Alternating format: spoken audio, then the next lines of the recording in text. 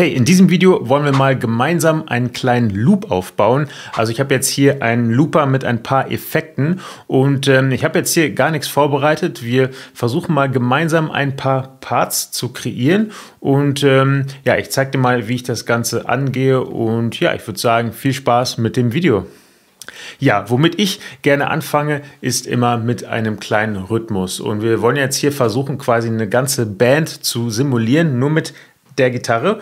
Und ich versuche immer so eine kleine Grundlage, so ein Grundbeat erstmal zu erstellen, indem ich ja, die Saiten abdämpfe und dann mit dem Plektrum erstmal aufdrehen, so einen kleinen Drumbeat erzeuge. Und das funktioniert immer gut, indem ich auf die tiefen Saiten gehe und dann quasi eine Bassdrum simuliere und mit den hohen Saiten eine Snare. Bum, tschak, bum, bum, tschak. Und dazwischen mache ich noch so Zwischenschläge, was dann quasi eine Hi-Hat darstellen soll. Und es könnte zum Beispiel so klingen. Ich mache es mal etwas schneller. Genau, das gefällt mir, also nehme ich das Ganze auf mit dem Looper.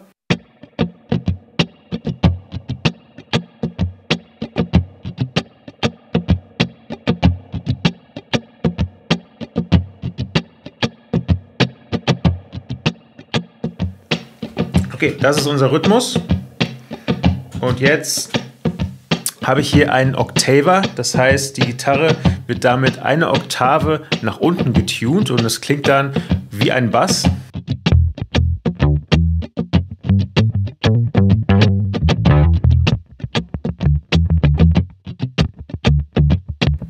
Und jetzt muss ich mich natürlich für Töne entscheiden und diese Töne möchte ich dann auch später mit Akkorden begleiten. Das heißt, ich suche mir jetzt hier mal 4 Akkorde raus, beziehungsweise 4 Töne. Starten mit einem E, gehen dann zum C, dann D und B. Und das nehme ich jetzt gleich direkt mal auf.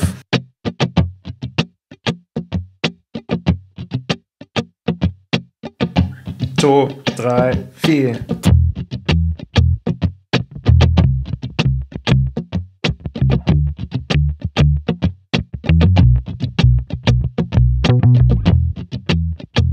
Okay, jetzt haben wir schon mal so die Basis stehen, einen Rhythmus und einen Bass. Und da lege ich jetzt einfach mal die Akkorde drüber. Ich habe jetzt hier so ein Shimmer-Reverb. Das ist eigentlich immer ganz cool. Und es könnte zum Beispiel so klingen.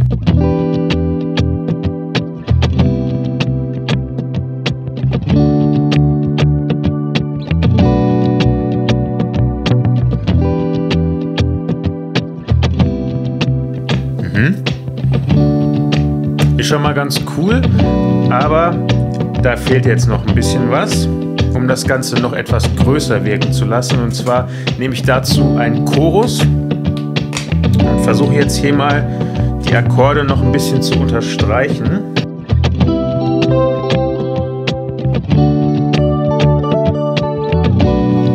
Vielleicht sowas.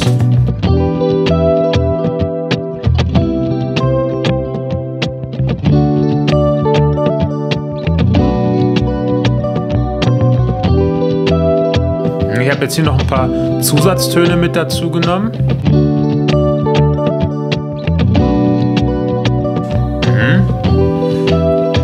Da könnte man jetzt noch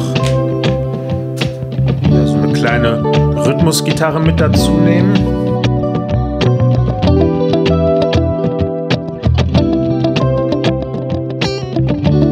Ja, so eine typische Funkgitarre, Single-Note-Funkgitarre.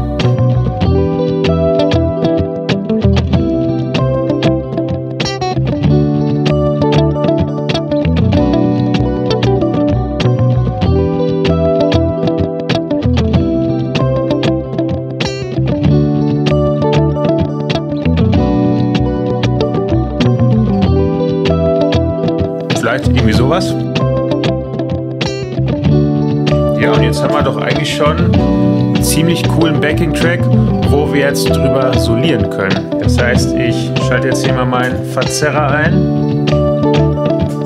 und soliere ein bisschen darüber in E-Moll.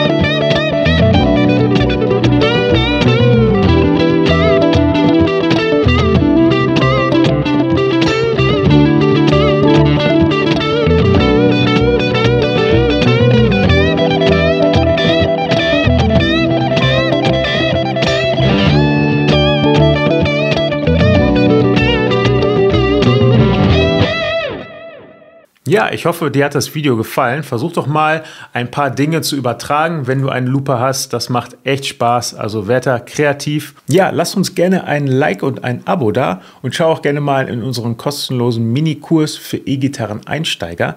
Den Link dazu findest du unten in der Beschreibung. Wir sehen uns beim nächsten Video. Mach's gut. Ciao, ciao.